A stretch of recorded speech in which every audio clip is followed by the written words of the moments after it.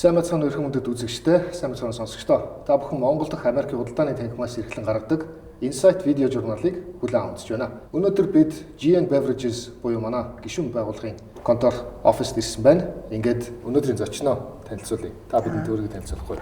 Сайн байна уу? Намайг Ариуна гэдэг. Би инженер мэргэжилтэй. GM Group компанид 20 жил, GN Beverages компанид 3 жил гаруй ажиллаж байна. За тэгэхээр хоёулаа яриагаа GN Beverages компани түүхээр эхлэе гэж бодож байна. Энэ компани хизээ одоо Монголд үүсгэн байгуулагдав. Хизээ Pepsi-тэй хамтарч эхэлсэн байна. GN Beverages компани 2008 оноос Америкийн PepsiCo компани аль бие усны савлагч эрхтэй буюу ботлер компани эрхтэйгээр Pepsi брендийн дундаанууд, Lipton брендийн цайнууд, Acupina брендийн усыг үйл ажиллагааны чиглэлийн олон улсын стандарт чанарын удирдлагын тогтолцооны дагуу үйлдвэрлэж, борлуулж түгээж байна. Та сая хэллээ шүү дээ. Official bottler буюу одоо савлагч компани гэдэг. Тэгээд дэлхийд дээр олон төрлийн одоо бизнесүүд франчайз хэлбэрээр явдаг. Аль бие усны савлагч гэхээр одоо Монголд байгаа үзэгчнэрт тайлбарлаж хэлгээд одоо ямар стандартуудыг хангадгийг, үйл ажиллагааны ямар хөө хэлбэрээр явдаг гэж ойлгох вэ? Тэгэхээр манай компани 2008 оноос өнөө хүртэл 16 жилийн туршид олон улсын ботлер компани үйл ажиллагаа явуулна гэдэг маань онцлогтой. Өөрөөр хэлбэл брэнд эзэмшигч PepsiCo компани маань стратегийн удирдлагаар хангадаг. За стратегийн удирдлага гэдэгт юу арах вэ гэхээр бүтээгдэхүүний стандарт, жор, технологи, маркетинг, инновацийн удирдлагууд ордог. За ботлер компанийн хувьд үйл ажиллагаа дээрх стандартын дагуу үйлдвэрлэл явуулах, борлуулалт худалдаа хийх, түгээлт хийх, за зах зээлийг бүтээгдэхүүнээр оновчтой доктортой хангах ийм үйл ажиллагааны чиглэлтэй явагддаг. Зөв. Тэгэхээр GN Beverages юм бол ерөөсөө тэр чигээр дэлхийд дахин танигдсан брэндүүдийг Монголд оруулж ирж байгаа. Танай компани өсөлтийн модель нь бусад одоо Монголд байгаа дотоодд үйлдвэрлэж байгаа ижил төрлийн бүтээгдэхүүнээс мэдээж чанар болон амтаар ялгардаг. Өөр зүйлээр одоо яаж илүү тодорхой гэж та хардаг вэ? Өнөөдөр Монголын зах зээлд ус ундааны бизнес доктортой өсөлттэй байна. Бусад одоо үндэсний компаниудаас ялгарх ялгарл нь түрүүн миний хэлсэнчлэн брэнд эзэмшигч компани маань биднийг одоо стратегийн хувьд төвлөрөлтөй доктортой удирддаг. За энэ бол гол ялгарл нь болов гэж боддог. Мөн түрүүн дурдсанчлан инновацийн чадварыг удирддаг. Тэгэхээр инновац гэдэг нь бол бид нар одоо хэрэглээний чиг хандлага, хэрэглэгчийн хүсэл, за зах зээлийн одоо байдал энд бол биднийг стратегийн төвлөрлөөр хангадаг учраас бидний хувьд бол гол ялгаа нь үүнд л оршиж байгаа даа. За баярлалаа. Та түрүүн хэллээ шүү дээ 2008 оноос хойш манай компани явж байгаа гэдэг. Энэ багагүй хугацаанд танай компани нэг ялгаатай таны удирдлагаар танай компани олж мэдсэн ноу-хау одоо зах зээлээс туршлагын дагуу олж авсан тэр мэдлэг мэдээллийн талаар та бид нар жоох ярьж өгөхгүй. Тийм. Тэгэхээр би бол GN Beverages компанид 3 жил гаруй ажиллаж байгаа. Тэгэхээр өмнөх одоо компани удирдлага менежмент бол ялгаагүй одоо нэг олон улсын стандартаараа явсан байгаа. За тэгэхээр бид бүхэн бол энэ өнгөрсөн он жилүүдэд гол зарчим маань ерөөсөө л хүнсний аюулгүй байдал, үйл ажиллагааны чиглэлийн дагуу олон улсын стандарт, чанар удирдлагын тогтолцоо энэ зарчмаараа л бизнес маань бол явсан байгаа. Тийм учраас бид нар өнөөдрийг хүртэл зах зээлийн өсөлт бол доктортой. Брендийн өнгө төрөх, чанар, үзэмж бол одоо алдагдаагүй. Энэ явсан нь бол манай одоо хамт олонны гол үзүүлэлт, гол одоо чанар гэж бодож байна. Тэгэхээр өнөөдрийн бидний хэрэгжилж байгаа шингэн үнс, Pepsi, Aquafina болон одоо бусад бүх төрлийн шингэн үнсний нийт зах зээл ямархуу байгаа вэ? Таны бодлоор шингэн үнсний зах зээл Монголд хэр явж байна? GN Beverages-ийн энэ зах зээл дээр өөрийгөө хэрхэн байршуулж байгаа бол? Тэгэхээр Монголын ус ундааны зах зээл бол өрсөлдөөнтэй, харьцангуй доктортой өсөлттэй байгаа. За хэрэглэгчд маань өнөөдөр хэрэглээнийхээ чиг хандлагыг бас нэлээд өөрчлөх маягтай. Тэр утгаараа бол хэрэглээний бүтцэд өөрчлөлт орж байгаа. За GN Beverages компанийн хувьд бол бид олон улсын ботлер компанийнхаа үүрэг хариуцлагын дагуу бүтээгдэхүүний одоо стандарт, бүтээгдэхүүний портфолио болон үнэхээр анхаарч ажиллаж байгаа. За ер нь бол Монгол хэрэглэгчд маань ус ундаа одоо бидний ярьдаг софт дринк те энэ дээр бол хэрэглээний түвшин бол өндөр байгаа. За ярьсанчлан чиг хандлага бол өөрчлөгдөж байгаа. Өөрөөр хэлэх юм бол эрүүл мэндийн ач холбогдолтой ундаанууд тийм ээ. За сахарын агуулмж багтаа ундаа гэдэг юм уу те. Усан дээр одоо бас бид нар янз бүрийн эрчсүүдийг нэмсэн байдалтай ийм төрлийн одоо инновацид суурилсан бүтээгдэхүүнүүдийг хэрэглэгчид маань бол бидраас хүсэж байгаа. За тэгэхээр манай компанийн хувьд бол доктортой өсөлттэй ийм борлуулалтын хандлага байгаа. Учир юу вэ гэхлээр би тэд үйлдвэрлэл одоо ботлер компанийнхаа хувьд бидрийг нөгөө брэнд эзэмшигч маань стратегийн одоо төвлөрсөн удирдлагаар хангаж байгаа учраас энэ маань өөрөө борлуулалт бол доктортой өсөлттэй явах ийм нөхцөлийг бүрдүүлж байна. Тэгэхээр борлуулалт доктортой өсөлттэй байна гэдэг нь бидний хувьд санхүүгийн хувьд бас бэхжиж жилээс жилд бэхжиж явна гэсэн ийм хандлагатай. Тэгэхээр PepsiCo-гийн official bottler буюу албан ёсны савлагч ийм франчайзинг эзэмшдэг. Тэгэхээр нэг үгээр хэлбэл энэ бол гадаадын бизнес Монголд амжилттай нутагшиж байгаа жишээ. Тэгэхээр өөрөөр хэлбэл энэ компани GN Beverages гадаадын хөрөнгө оруулалтын тухай хууль болон одоо хууль эрхцэн орчинд шингэн үндэсний салбарт ажиллаж байгаа компанийн хувьд ямар хөө реформ хийгдээсэ, ямар хөө ажил хийгдээсэ хууль эрхцэн орчинд яаж та бүхнийг илүү ингэж дэмжээсэй гэж лидер хүний хувьд та боддог вэ? За ерөнхийдөө нөгөө ботлер компани маань өөрөө одоо тэр үйлдвэрлэлийн техник, технологи, стандарт хэрэгжүүлэлт тийм ээ, тээвэр логистик борлуулалтыг хариуцж байгаа шүү дээ тий. Тэгэхээр хөрөнгө оруулалт бол ерөнхийдөө ботлер хөрөнгө оруулалтаа өөрөө хийгээ явж байгаа. За тэгэхээр ер нь бол мэдээж бизнесийн орчинд татварын одоо орчин бол таагүй нөхцөлийг бүрдүүлдэг. Тэгэхээр ерөнхийдөө одоо татварын нөхцөл хэрэглэгчийн өөрийнх нь хүсэл тийм ээ хэрэглэгчийн чиг хандлага л одоо бидний бизнесийг ирээдүйн бизнесийн хүсэлтийг тодорхойлж байгаа гэж хардаг. GN Beverages Америкийн худалдааны танхимын албан ёсны гишүүн болоод бага хугацааг өнгөрүүллээ. Энэ хугацаанд та бүхэн худалдааны танхимаас үзүүлж байгаа сервис үйлчилгээ болон өмгөөллийн ажлууд дээр хэрэг сэтгэл хангамжтай байдаг. Бид нэр цаашаа хувийн хөвшлийг дэмжихийн тулд тэр дундаа шингэн үндэсний салбарыг дэмжихийн тулд ямар ажил хийгээсэй гэж та боддог вэ? Танай байгууллагын өмгөөл ажиллагаанд манай компани сэтгэл хангалуун байдаг. За бид нар хэсэнчлэн багагүй хугацаанд хамтарч ажилласан. Маш их мэдээллийг авдаг. За B2 тийм ээ одоо ингээд хаана юу болж байна, макро түвшинд эдийн засаг яаж байна, тий Америкийн бизнесийн чиг хандлага, Монголын бизнесийн чиг хандлага гэдэг маш сайн мэдээллүүдийг хурдан шуурхай цаг хугацаанд нь авдаг. Тэгэхээр энэ маань бол бидний одоо шийдвэр гаргах, бизнесийн шийдвэр гаргах тийм ээ энэ тал дээр бол маш их нэмэртэй нөлөөтэй байдаг. Баярлалаа.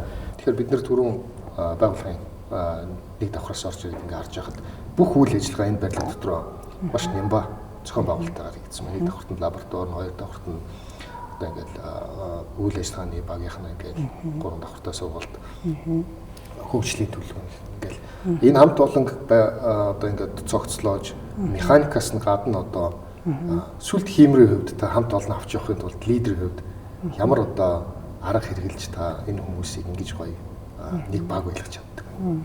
Ер нь бол яг удирдлагын арга барил бол зарчимтай л байдаг гол арга барилтай. За тэгэхээр залуучууд бол янз бүрийн насны, янз бүрийн генерашны залуучууд ажиллаж байгаа. Тийм болохоор ерөнхий одоо гол удирдлагын арга барил бол ерөөсөө зарчимтай л байх юм бол бүх юм базагдаад ороод ирдэг. Тийм ээ. Угаасаа бид нар одоо юу гэдгийг стандартыг биелүүлэхгүйгээр тийм ээ чанарын хяналтын тогтолцоог хийхгүйгээр энэ нөгөө брэнд эзэмшигчийн өмнө хүлээсэн үүрэг хариуцлага өнөөдрийг 16 жилийн туршид бид нар энэ одоо бодлого чиглэлийг алдалгүйгээр авч явсан нь бол энэ зарчмын тий асуудалтай холбоотой үе үеийн удирдлага менежментийн одоо энэ зарчимтай холбоотой гэж боддог. Ариун захирлаа таны ярин сонсоод зарчим буюу ерөнхийдөө нэлээд одоо стандартыг хэрхэмлэж ажилладаг ийм лидершип стилтэй юм шиг харагдаж байна. Та манай үзэгчдэд өөрийнхөө GN Beverages өмнө ажиллаж байсан одоо ажлын болон эрдмийн мөр хөөжсэн түүхээс жоох хуваалцах уу? Ер нь бол түрүү хэлсэн энэ групп компанид би 20 жил ажиллаж байгаа. Тэгэхээр манай групп маань ер нь бол бизнесийн хувьд л нэлээд солонгорсон групп шүү дээ, тий. Шингэн үндэс байна, тий. За дээрэс нь IT байна, тий. За дээрэс нь аялал жуулчлал байна. За ингээд ер нь бол нэлээд юм солонгорсон бизнес учраас яг энэ группийнхаа одоо бизнесийн тоонд гэдэг юм уу? Ер нь бол ингээд чанагдсан гэж хэлж болно. Захиргааны ажлуудыг хийжсэн, хүний нөөцийн ажлуудыг хийжсэн, үйлдвэр хариуцж байсан, тий. Үйлдвэрлэл борлуулалт хариуцжсэн. За тэгээд хамгийн гол одоо миний энэ компаниас энэ хамт олноосоо олж авсан одоо ур чадвар гэх юм уу? Тий. Одоо тэр нь бол түрүүн хэлсэн одоо хөрөнгө оруулагчийн нөгөө зарчимж байдлаас ер нь гол удирдлага айгуу сайн авч явсан байгаа юм.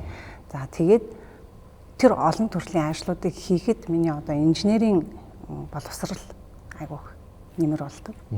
Өөрөөр хэлбэл инженер хүн гэдэг бол бүхэл юмны гарц гаргалгаа, үндэс суурь хаанаас байсан бэ те, хаана очиж болох вэ гэдгийг ер нь тэр суурь одоо нөгөө боловсрлаа авдаг болохоор тэр маань бол маш хэрэг болсон. Тэгдэг яах вэ? Тэгэхээр өнөөдрийн GN Beverages-тэй хийж байгаа дугаар маань 3 дугаар сарын дундуур цэцэгдахаар буюу одоо яг 3 дугаар сард бид нар бүгдээрээ эмэгтэй лидерүүдийг одоо онцолж тоддож харгадаг ийм дугаар болж байгаа. Тэгэхээр бизнест оролцож байгаа эмэгтэйчүүдийн талаар нийгэмд байгаа эмэгтэйчүүд ер нь гендрийн хүртээмжтэй оролцоотой байдлын талаар та ямар байр суурьтай байдгүй. Тэгээд манай нэвтрүүлгийг үзэж байгаа одоогийн байгаа лидерүүд болон ирээдүйн охид бүсгүйчүүдэд хандж байна. Урмын үг хэлж өгнө. Яг миний хүүхдүүх бол өөрөө ингээд нөгөө багаас нь яваад тий одоо борлуулалтын менежерээс эхлээл тий бүх ажлуудыг хийж үзээл ингээд одоо үүрэг даалгавар өгөөл ийм албан тушаал ийм ажлын байр ийм чиглэлийн даваа ажиллаач гэдэг дээр л ажиллаад явж байгаа шүү дээ тий. Тэгэхээр ерөнхийдөө эмэгтэй хүний хувьд бол хүмүүсийн хувьд бол ер нь яг өөрийн гэсэн итгэл үнэмшил тий өөрийн гэсэн зарчим л их чухал гэж боддог. Одоо эрэгтэйч бай, эмэгтэйч бай тий. Тэр тусмаа эмэгтэй хүн дээр бол тэр нь илүү яа гэвэл нөгөө ар гэрийн үүрэг хариуцлага бас байгаа шүү дээ. Ээж байх, эхнэр байх. За одоо тэгээд боловсралтай байх, мэдлэгтэй байх тий. Өөрийнхөө эрүүл мэндэд анхаарахгүй, сайханд анхаарах гэдэг ингээ олон ийм холимог зүйлүүд байдаг болохоор ерөнхийдөө одоо зарчим бол тиймэрхүү явсан. Гэтэ бусад эмэгтэйчүүдийг ч гэсэн бас л тийм л тэгжил хичээж явж байгаа. Тийм болохоор одоо яг хувь хүнийхээ хувьд бол нэг актер эрэгтэй, эмэгтэй гэж ялгахаасаа илүү яг л түрүү миний хэлсэн тэр нэг зарчмаа л алдахгүй, гол шуумаа л алдахгүй яваад байвал хинж хідэн насандаач ямар ч амжилтанд хүрч болох юм байна л гэдгийг би одоо боддتي. Гайхалтай хариултанд баярлалаа. Хоёлоо амжилтын тухай ярьж байгаа чинь ирээдүйн тухай бас баг зэрэг ярих хэрэгтэй болов. GN Beverages ирэх 3-аас 5 жилийн хугацаанд ямар ажил хийхээр төлөвлөж байна? Хэдийн хэмжээний тэлэлт та бүхэнд ажиглаж байна? Цаашаага шингэн үндэсний салбартаа ингээд тэргүүлэгч, манлайлагч болохоос гадна өөр одоо таны хувьд ямар ийм гэгээлэг амбиц байгаа бол? Ер нь бол бизнесийн одоо амжилт, санхүүгийн одоо чадвах тий энэ маань бол бидний ерөөсөө л нөгөө хийж байгаа одоо ботлер компани эрх үүрэгтэй холбоотойгоор зангидагдж байгаа. Тийм болохоор бид нар одоо яг энэ эрх үүргийн дагуу бизнес явах юм бол мэдээж бизнес бол доктортой өснө. Тий. Тэгэхээр доктортой өсөхдөө мэдээж үйлдвэрийн хүчин чадлынхаа л хэмжээндээ л өснө шүү дээ. Зүгээр ер нь бол үйлдвэрийн одоо хөрөнгө оруулалт гэдэг юм уу, технологийн хөрөнгө оруулалтад бол инновацид тулгуурласан хөрөнгө оруулалтууд бол орж ирэх байх. Тэ спортын одоо ундаа ус хийх тий.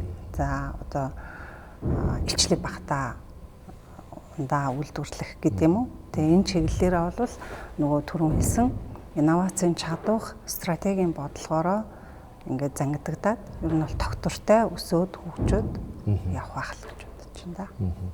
Тэгвэл яг таасаа хэллээ шүү дээ. Шин төрлийн бүтээгдэхүүн гарах калори багтай гэж хэлжсэн. Одоо гадуур яригдж байгаа зарим нэг одоо хүнсний болон гадаадас франчайз эзэмшдэг компаниуд дээр ирж байгаа тодорхой хэмжээний татварын нөлөөлөл гэж хэлье. Энэ талаар та ямар хөө байр суурьтай байдгүй цаашдаа хүнсний салбараа дэмжихийн тулд засгаас авч хэрэгжүүлэх бодлогын хувьд ямар хөө байр суурь илэрхийлвэл зүгээр гэж боддог та. Одоо ер нь бол 2027-оос 2029 онуудад ундаанд агуулгадж байгаа сахар болон сахар орлогч бүтээгдэхүүний хувьд тохирсон онцгой албан татвар хэрэгжиж эхэлнэ. За тэгэхээр ямар нэгэн татварын орчин өөрөө хөрөнгө оруулалт бизнес таагүй нөхцөлийг бол бүрдүүлнэ. За нэгэнт бид нар сахарын агуулмжин дээр онцгой албан татвар ногдож байгаа учраас одоо үнийн бодлогын асуудал бол хөндөгдөнө. Одоо хөрөнгө оруулалтын хувьд тий. За тэгэхээр ер нь бол нэгэнт одоо хүмүүсийн бас л түрүүн ярьсан хэрэглээний чиг хандлагатай холбоотой бид бүхний үйлдвэрлэл хөрөнгө оруулалт бол бас тэр чиглэл рүү л явна тий. Яаж одоо эрүүл мэндийн одоо ундаануудыг бүлдвэрлэх үү? Яаж одоо сахарын агуулмжийг багасгах уу гэдэг юм уу тий. Тэгэхээр энэ чиглэл рүү хөрөнгө оруулалт маань явна. За засаг одоо тий улс засгаас бол хөрөнгө одоо юу гэдгийг компаниудыг бол бодлогоороо бол дэмжиж л байгаа. Тэгвэл хамгийн гол нь бид нар өөрсдөө нөгөө хэрэглэгчээ зах зээлээ мэдэрч одоо уян хатан маневртай ажиллах нь их чухал гэж бодож байна. Ер нь бол хамгийн гол одоо үйлдвэрлэгчийн хувьд одоо миний бодож авдаг зүйл юу вэ гэхлээр байгаль орчинд бид нар ээлтэй байх ёстой. Тэ за одоо усны хэрэглээгээ бид нар зохистой байлгах, багасгах, бууруулах тэ пэт савыг одоо эргүүлж ашигладаг одоо тийм хөнгөн тэ өнгө будаг багтай энэ тал дээр бол одоо засаг улсаас гэхээсээ илүү үйлдвэрлэгч нар өөрсдөө бас анхаарах хэрэгтэй. За тэгээ болж игэл мэдээж одоо татварын бодлого тэ үйлдвэрлэгчд одоо ээлтэй байвал өшөө сайн л байна. Баярлалаа таны ярилцлаганд. Та тэгж хэлж шүү дээ. Ерөнхийдөө засгаас дэмжих бодлого дэмждэг хэрэгтэй. Гэхдээ одоо бизнесүүд компаниуд бас өөрсдөө маш ухамсартай ажлуудаа хандах хэрэгтэй гэдэг. Энэ төрлийн уриалгыг ер нь төдийлөх бас бид нэр сонсч ядгүй танаас сонсоод үнэхээр сэтгэл дүүрэн сайхан байна. Хоёулаа нэгэнт компани нийгмийн хариуцлагын талаар ярьсан юм чинь хэрүү боломжтой бол та бид танай компани CSR, ESG зорилтууд эх 5 жилдээ ямар хөө байдалтай байна? Ямар ажлуудыг хийхээр төлөвлөж байгаа талаар та цугсах ярьж өгөх. Тийм. Тэгэхээр бидний ерөнхий одоо нөгөө стратеги маань бол нөгөө брэнд эзэмшигчээс чиглүүлэлтэд явж байгаа шүү дээ тий. Тэгэхээр тэн дээр ер нь саяын дээр миний дурдсанчлан Pepsi Plus буюу байгаль орчинд ээлтэй байх тий. За энэ одоо байгаль орчинд ээлтэй байгаагаараа хэрэглэгчийн одоо хүсэл эрмэлзэл тохирсон бүтээгдэхүүн үйлдвэрлэл явуулснараа одоо бидний үзүүлэлтүүд тогтвортой өсвөл явах стратегтэй. Одоо юу гэдэг дараагийн 5 жилийн тийм үү? Тэгдэг байна. Тэгэхээр PepsiCo компани одоо дээрээс стратеги удирдлагаар хангаж байгаа буюу том групп компани хувьд нэг үндэсний байгууллагын болон дэлхийн олон конвенцүүдийн гэрээ хэлэлцээр болон стандартуудыг үйл ажиллагаанд нэвтрүүлэх ийм дефолт хүүдээ дефакто ийм нөхцөлтэй байгаа. Тэгэхээр энэ бүхэн ч гэсэн та бүхэн дээр давхар буудаг гэж би саяны хариултыг ойлголоо.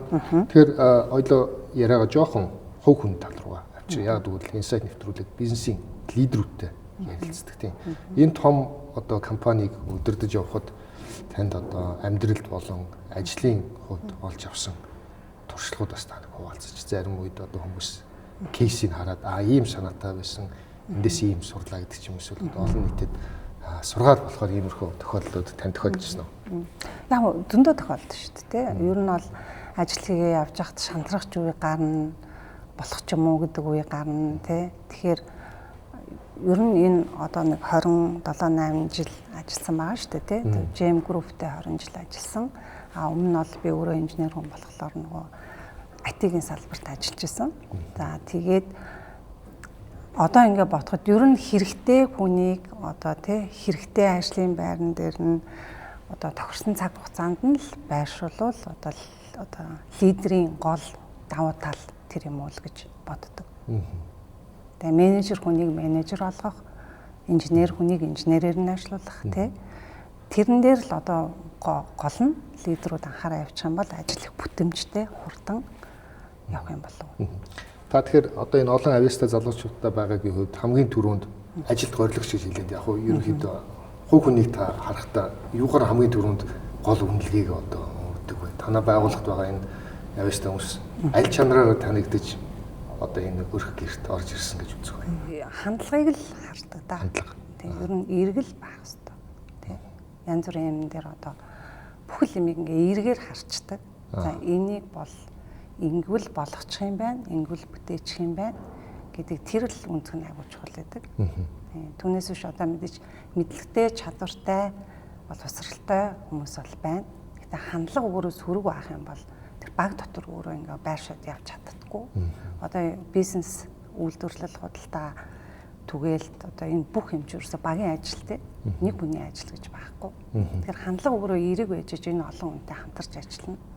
Тэгэхээр тэрийг л их чухалчилдаг. Гайхалтай хариулт байна. Манай нэвтрүүлгийг бизнесийн салбарын болон одоо шинээр ажлын зах зээл дээр гарч байгаа залуучууд үздэг болов гэж би өдөө найддаг. Ийм учраас эдгээр асуултуудыг бас зоолттой ингээ жижүүрийн маягаар асууж явах. Ийм одоо өөрөхтэй давхар сууж байгаа юм. Танах хэдүүлээ вэ GN Beverages? Манайх одоо 270 орчим ажиллана. 270 орчим. Гэхдээ энэ нь болохоор бид нар зөвхөн Улаанбаатар хотод үйл ажиллагаа явуулж байгаа шүү дээ, тийм ээ. Манай орон нутагт хийж байгаа борлуулалтыг нөгөө дистрибьютор компани маань хийдэг. За тэр дистрибьютор компани ажилтнуудыг одоо хэрвээ бид нар одоо орон нутгийн борлуулалтаа өөрсдөө хийдэг байсан бол тэнд дахиад нэг 200-аад ажилтны одоо ажлын объем байгаа шүү. GN Beverages одоо дэлхийн төдий Монгол төдийгүй бас зөвхөн Улаанбаатар төдийгүй орон нутаг аймагуудад бас тодорхой хэмжээнд танигдах юм ирмэлзэл байгаа бах тий одоо дотооддоо хэр тэлий салбарлаа гэсэн юм бодлого байгаа. Үйлдвэрээрээ юу? Үйлдвэрлэлээр аль хэлнээр. Ер нь бол бидний ирээдүйн зорилго гэдэг юм уу алсын хараа ер нь л портфолио нэмэх шүү дээ тий нэр төрөл нэмэх. Гэхдээ хэрэглээний чиг хандлага руу нийцсэн нэр төрлүүдийг нэмэх ийм алсын хараа бол байгаа. Борлуулалт түгэлд бол ялгаагүй манай нөгөө дистрибьютор компаниараа яг л Улаанбаатарт байгаа шиг маркетинг борлуулалтын бодлого стратегийн тэнд хэрэгжил явж байгаа. Ингээд та бүхэн энэ удаагийн Insight нэвтрүүлгийн дугаарын алт хэсгийг хүлээн авч байна. Бид бүхэн дөнгөж сая GN Beverages-ийн үйлдвэртэй танилцаад ингээд эргээд судалт ярьсан байна. Тэгэхээр юуны түрүүнд ариун цагтлаа биднийг халуун дотор хүлээн авч манай нэвтрүүлэгт оролцож байгаа танд маш их баярлалаа. Америкийн худалдааны танхим болон гишүүдийн нэрийн өмнөөс танай байгууллагад сайн сайхан ажлын өндөр амжилтыг хүсье өрөөё. Баярлалаа. Та бүхэн ч гэсэн ажлын өндөр амжилт, сайн сайхныг хүсье өрөөё. Баярлалаа. Та бүхэн Insight нэвтрүүлгийг манай албан ёсны YouTube суваг болон манай Facebook сувгуудаас @amcha_mongolia хаштаг болон хаягийг ашиглаж үзээрэй. Ингээд дараагийн дугаараар уулзтлаа. Түр баярлалаа. Баярлалаа.